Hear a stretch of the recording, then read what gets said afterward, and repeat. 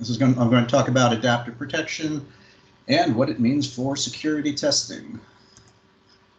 I'm going to give you an overview of what adaptive protection is, and then what it looks like from a customer perspective, and then my proposal for how to test it. And as I sort of alluded to before everyone joined, this is just a proposal for a solution that is imperfect.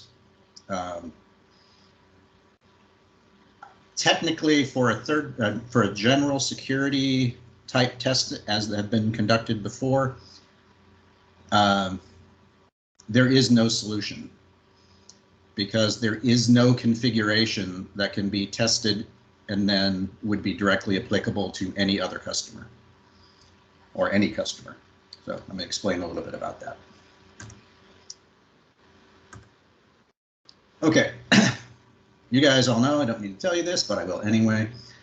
Living off the land is now a major portion of all attacks. So the software that is delivered uses tools that are on the box, may or may not include external files that are downloaded, and those files can be from any type of executable form, PE, macros, PowerShell, whole 9 yards. These are just some of the tools that are being used by the living off the land, and these exist on all the machines. They're just laying around there to be used, whether or not the organization uses them in any way for their normal operation. The customers are unique. They have different needs. They have different forms of normal. We see some shops are PowerShell shops, and they'll use PowerShell to do all their stuff. Others do all their work, administrative work, in WScript and CScript, things like that. There is no typical customer. The threat landscapes are very involved now, as you all know. So there is no longer a, if you have a one-size-fits-all type of protection, you're not really protecting, because the attackers can evade a one size. Once they understand what's in an organization, they know the protection that's available there. They can easily evade that. So adaptive protection looks for the pathways that attackers use when gaining access and moving around on a box. So you have different platforms that they're going to come in through. They're going to, we analyze through our telemetry all of the trusted apps and behaviors that are being used by living off the land attacks. We look at what's coming in from the customers to see what legitimate types of activity they are using these tools for, and what would be the impact of blocking that tool. If I take PowerShell off your box, some customers will fall over, other customers wouldn't even notice. And then we use MITRE techniques to correlate the various behaviors. We then find things that you don't do in your organization, and we just say you can't do those. And then we have another piece, which I'm not really going to go into in this, where we can adapt around the things that you do use. But the net effect of this is each organization within a company ends up with a unique set of actions which are allowed or disallowed by policy. And that makes moving laterally difficult, because even if you were to gain a foothold on one machine, if you move to another machine that's in another group, they may have a completely different policy running there. This is just sort of an example of the granularity at which we're applying policy. These are just the policies for Adobe Acrobat.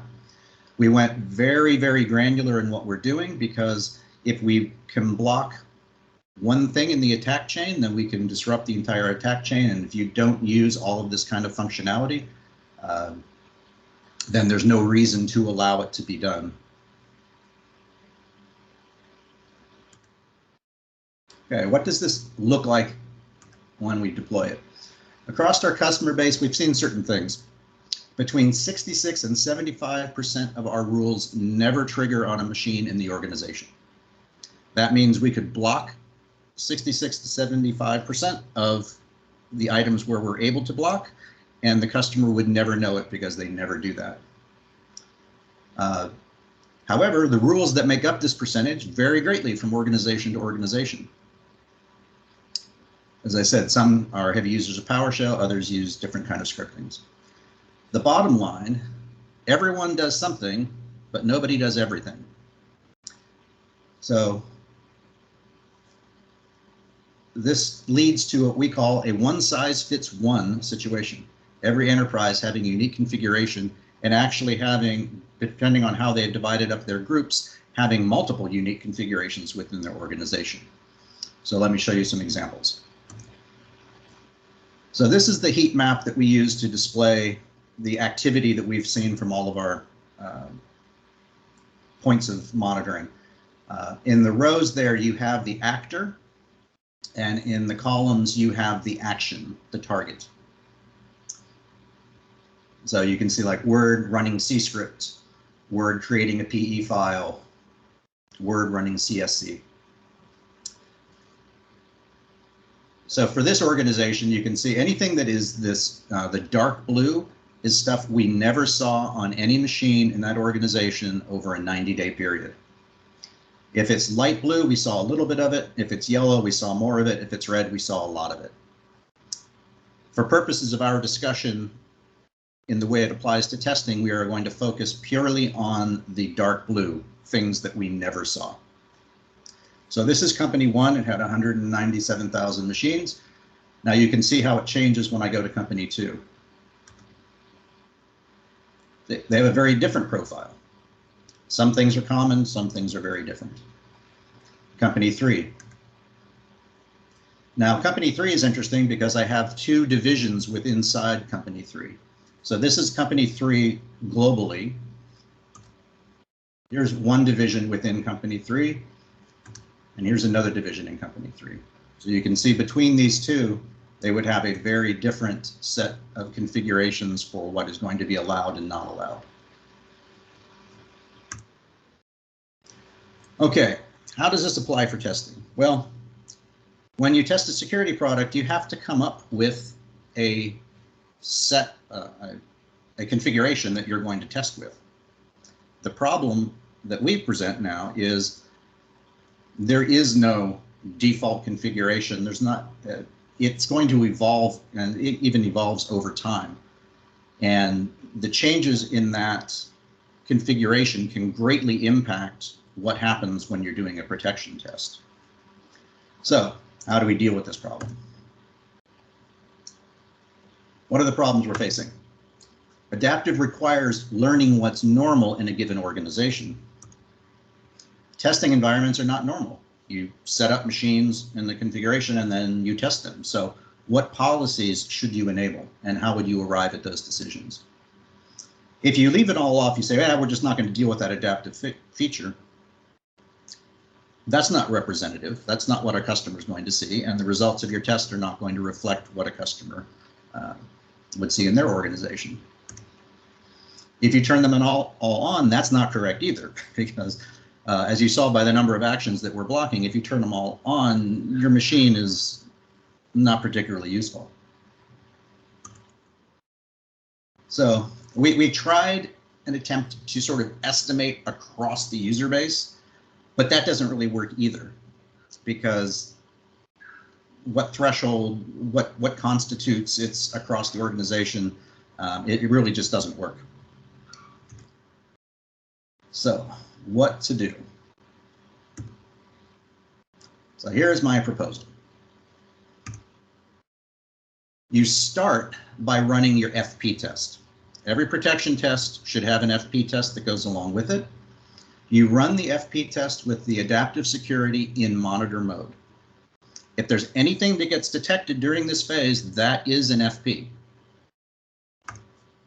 You then go back to the configuration, you go back to that heat map, and any rule that did not trigger during your FP test, you switch it into blocking mode.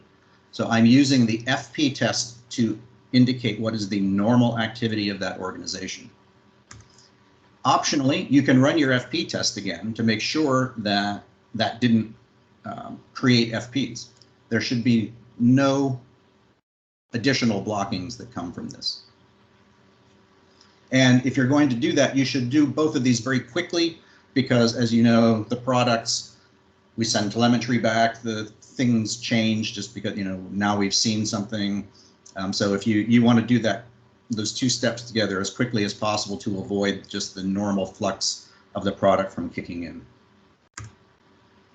Then you run your protection test. Block from adaptive is now counted as a block. It's a policy block, but it was blocked nonetheless. So that's the idea. What does it mean? Your FP test will serve as a normal enterprise activity. Activity should be allowed. Other items should be blocked. Pros, it simulates somewhat, I'll put it in air quotes, how adaptive works in the real world.